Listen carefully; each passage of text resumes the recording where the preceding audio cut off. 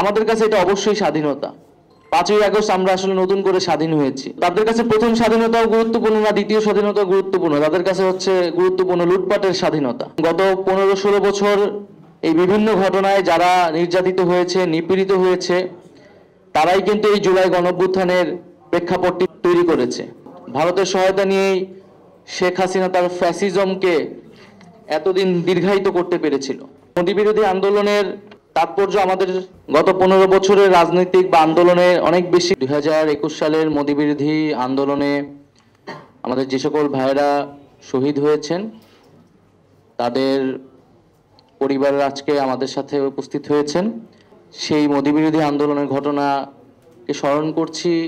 যারা আত্মত্যাগ করেছেন, জীবন দিয়েছেন, তাদেরকে স্মরণ করছি, তাদের আত্মার মাগফিরাত কামনা করছি এবং রাষ্ট্র সরকারের কাছে সেই ঘটনার বিচার এবং যথাযথ মূল্যায়ন প্রত্যাশা করছি। আমরা আজকের এই অনুষ্ঠান থেকে দাবি জানিয়েছি যে সেই শহীদের তালিকা এবং সংখ্যা সেটি প্রকাশ করা এবং তাদের বিচার এবং যথাযথ মূল্যায়নের বিষয়টি যাতে সরকার আমলে নেয়। ওয়ালটন আবারও মিলিনিয়ার অফারে ওয়ালটন ফ্রিজ কিনে আপনিও হয়ে যেতে পারেন মিলিয়নিয়ার। মিলিনিয়ার ছড়াছড়ি দেশ জুড়ে, এটা শুধু ওয়ালটনই পারে। স্বাধীনতার সুবর্ণ জয়ন্তী উপলক্ষে ভারতের প্রধানমন্ত্রী নরেন্দ্র মোদীকে দেশে আমন্ত্রণ জানিয়েছিল সেই সময়ের ফ্যাসিবাদী সরকার প্রধান শেখ হাসিনা, এবং সেই নরেন্দ্র মোদীর আগমনকে বাংলাদেশের সাধারণ জনগণ প্রত্যাখ্যান করেছিল এবং তার একটা প্রেক্ষাপট আসলে সেই সময় তৈরি হয়েছিল।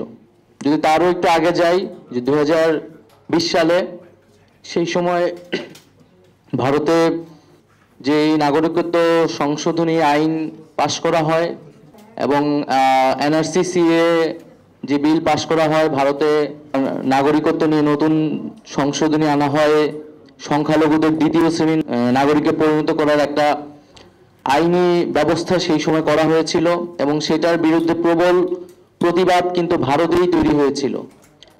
এবং সেই 2020 সালে আমরা দেখেছিলাম যে ভারতের শাহিনবাগ সহ ভারতের বিভিন্ন জায়গায়, দিল্লির বিভিন্ন জায়গায় ছাত্ররা, নারীরা আন্দোলন গড়ে তুলেছিল মোদী সরকারের এই হিন্দুত্ববাদী নীতির বিরুদ্ধে।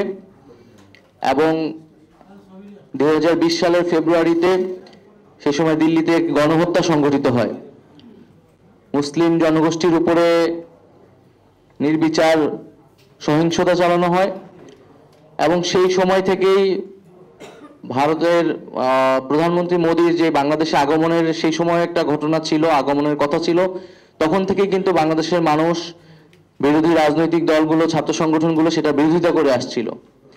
তার ধারাবাহিকতায় 2021 সালে পরবর্তীতে যখন করোনা হয়, করোনার পর 21 সালে যখন মোদীর সফরের বিষয়টি আসে, তখন বিরোধী প্রায় সকল রাজনৈতিক দল এবং ছাত্র সংগঠন সেটার বিরোধিতা জানায় এবং তার বিরুদ্ধে প্রতিবাদে নামে। এবং মোদী বিরোধী আন্দোলনের তাৎপর্য আমাদের গত 15 বছরের রাজনৈতিক বা আন্দোলনে অনেক বেশি। কারণ একত হচ্ছে এই মোদী বিরোধী আন্দোলনে আমাদের বিরোধী বা ফ্যাসিবাদ বিরোধী রাজনৈতিক দলগুলো, ছাত্র সংগঠনগুলো একই কাতারে নেমে আন্দোলন করেছিল এবং আমরা দেখেছি যে সেই আন্দোলনেও বাংলাদেশে পুলিশ সহ সন্ত্রাসী সংগঠন, ছাত্রলীগ, যুবলীগ নির্বিচারে সহিংসতা এবং হত্যাকাণ্ড চালায় এবং সেই হত্যাকাণ্ডে আসলে কতজন মানুষ মারা গিয়েছে সেই সংখ্যাটা আমরা এখনো নিরূপণ করতে পারিনি। কোথাও 17 জন, কোথাও 14 জন, এরকম সংখ্যা আমরা বিভিন্ন পত্রিকা এবং আন্তর্জাতিক মানবাধিকার সংগঠনের মারফত জানতে পারি। তো আমাদের সেই সংখ্যাটা আইডেন্টিফাই করা প্রয়োজন। গত 15-16 বছর এই বিভিন্ন ঘটনায় যারা নির্যাতিত হয়েছে, নিপীড়িত হয়েছে, তারাই কিন্তু এই জুলাই গণঅভ্যুত্থানের প্রেক্ষাপটটি তৈরি করেছে। তাদের সেই সংগ্রাম এবং নির্যাতিত হওয়ার মধ্য দিয়েই আমরা কিন্তু শেখ হাসিনাকে তাড়াতে সক্ষম হয়েছি। ফলে রাষ্ট্রের কাছে এটাই দাবি যে সেই শহীদদেরকে যাতে আমরা যথাযথ মূল্যায়ন করতে পারি। দ্বিতীয় আরেকটি বিষয় হচ্ছে যে বিগত আওয়ামী সরকার সবসময় ভারতের স্বার্থ রক্ষা করে চলেছে এবং এই যে তিনটা ভোট ডাকাতি করে সকল বিরোধী রাজনৈতিক দলকে দমন নিপীড়ন চালিয়েও শেখ হাসিনা যে ক্ষমতায় থাকতে পেরেছে এবং আন্তর্জাতিকভাবে সেটার ন্যায্যতা উৎপাদন করেছে, এর মূল কারিগর ছিল ভারত। ভারতের সহায়তা নিয়েই শেখ হাসিনা তার ফ্যাসিজমকে এতদিন দীর্ঘায়িত করতে পেরেছিল। এবং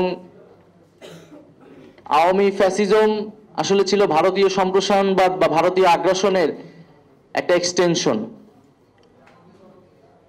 ভারতকে খুশি করা, একটা নতজানু পররাষ্ট্রনীতি রাখা, সেটাই শেখ হাসিনা সরকারের মূলনীতি ছিল। এবং এর মাধ্যমে বাংলাদেশের আসলে যে জাতিগত মর্যাদা, রাষ্ট্রীয় মর্যাদা, সাম্য, ন্যায় বিচারের যেই স্বপ্ন, সেই স্বপ্ন ধূলিসাৎ হয়েছে। গতকালও দেখলাম যে প্রথম স্বাধীনতা, দ্বিতীয় স্বাধীনতা নিয়ে বিতর্ক। তো আমরা যারা গত 16 বছর আসলে এই ঘটনাগুলোর ভিকটিম ছিলাম, আমাদের কাছে এটা অবশ্যই স্বাধীনতা। 5ই আগস্ট আমরা আসলে নতুন করে স্বাধীন হয়েছি।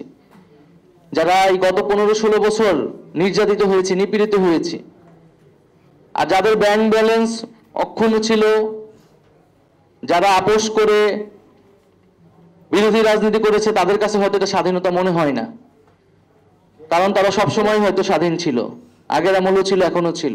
তাদের কাছে প্রথম স্বাধীনতাও গুরুত্বপূর্ণ না, দ্বিতীয় স্বাধীনতা গুরুত্বপূর্ণ, তাদের কাছে হচ্ছে গুরুত্বপূর্ণ লুটপাটের স্বাধীনতা। তো গত 16 বছরের, 15 বছরের যে সকল নির্যাতিত মানুষ, যারা নির্যাতিত হয়েছে, সেটা বিভিন্ন রাজনৈতিক দলের কর্মী থেকে শুরু করে নেতারা যারা রয়েছেন, সাধারণ মানুষ এবং বিভিন্ন সামাজিক বা ছাত্র আন্দোলনে নিপীড়ন চলেছে। আমরা মনে করি যে গত 16 বছরের এই নির্যাতিত যে পরিবারগুলো রয়েছে, যে শক্তিগুলো রয়েছে, এই শক্তিগুলো আমাদের সবসময় ঐক্যবদ্ধ থাকা প্রয়োজন।